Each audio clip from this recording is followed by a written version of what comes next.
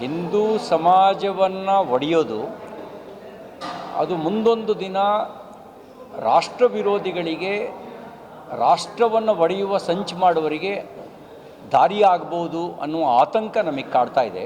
ಹಾಗಾಗಿ ನಾನು ಎಲ್ರಿಗೂ ವಿನಂತಿ ಮಾಡ್ತೇನೆ, ಯಾವ ದೃಷ್ಟಿಯಲ್ಲೂ ಹಿಂದೂ ಸಮಾಜವನ್ನು ಒಡಿಲಿಕ್ಕೆ ಬಿಡಬೇಡಿ. ಹಿಂದೂ ಸಮಾಜ ಅಸ್ಪೃಶ್ಯತೆಯನ್ನಾಗಲಿ ಜಾತೀಯತೆಯನ್ನಾಗಲಿ ತನ್ನ ಮೂಲ ವಿಚಾರದಲ್ಲಿ ಪ್ರತಿಪಾದನೆ ಮಾಡಿಲ್ಲ. ವೇದಗಳು ಪ್ರತಿಪಾದನೆ ಮಾಡಿಲ್ಲ, ಉಪನಿಷತ್ತುಗಳು ಪ್ರತಿಪಾದನೆ ಮಾಡಿಲ್ಲ, ವಚನಗಳು ಕೂಡ ಪ್ರತಿಪಾದನೆ ಮಾಡಿಲ್ಲ.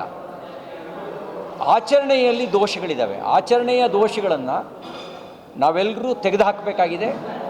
ಆ ಹಿನ್ನೆಲೆಯಲ್ಲಿ ಆಚರಣೆಯ ದೋಷವನ್ನು ತೆಗೆದುಹಾಕಿ ಜಾತೀಯತೆ ಮತ್ತು ಅಸ್ಪೃಶ್ಯತೆಗೆ ಅವಕಾಶ ಇಲ್ಲದ ರೀತಿಯಲ್ಲಿ ಹಿಂದೂ ಸಮಾಜವನ್ನು ಸಶಕ್ತಗೊಳಿಸಬೇಕಾದ ಅವಶ್ಯಕತೆ ಇದೆ.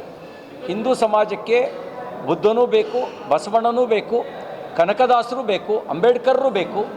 ಒಳ್ಳೆಯ ವಿಚಾರವನ್ನು ಹೇಳಿದ ಎಲ್ಲರೂ ಕೂಡ ನಮಗೆ ಆದರ್ಶ ವ್ಯಕ್ತಿಗಳೇ.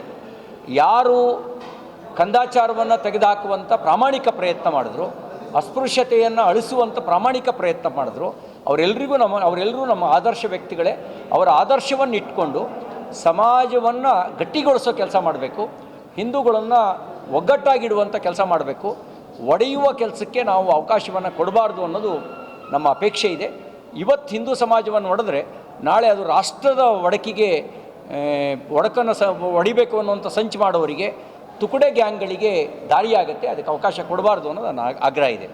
ಇನ್ನೊಂದು ವಿನಂತಿ, ನಾನು ಹೇಳದೇ ಇರುವ ಮಾತನ್ನು ನಾನು ಹೇಳಿದ್ದೀನಿ ಅನ್ನೋ ರೀತಿಯಲ್ಲಿ ಸೋಷಿಯಲ್ ಮೀಡಿಯಾದಲ್ಲಿ ಬಿಂಬಿಸ್ತಾ ಇದ್ದಾರೆ.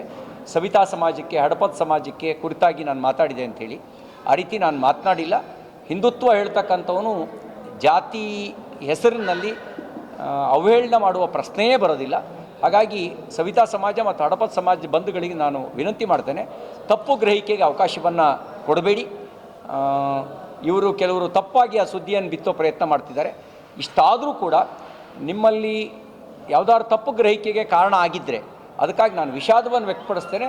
ನೀವು ಅದನ್ನು ಕೂಲಂಕುಷವಾಗಿ ಪರಿಶೀಲನೆ ಮಾಡಿ, ಎಲ್ಲಿಂದ ಬಂತು ಈ ಸುದ್ದಿ, ಯಾರು ಇದನ್ನು ಎಡಿಟ್ ಮಾಡಿದ್ದಾರೆ, ಇದನ್ನೆಲ್ಲ ಪರಿಶೀಲನೆ ಮಾಡಿ ನಾನು ಇದಕ್ಕೆ ಸಂಬಂಧಪಟ್ಟಂತೆ ತನಿಖೆಗೆ ಆಗ್ರಹವನ್ನು ವ್ಯಕ್ತಪಡಿಸ್ತೇನೆ. ಅವ್ರು ಹೇಳ್ತೇನೆ ಇನ್ನೂ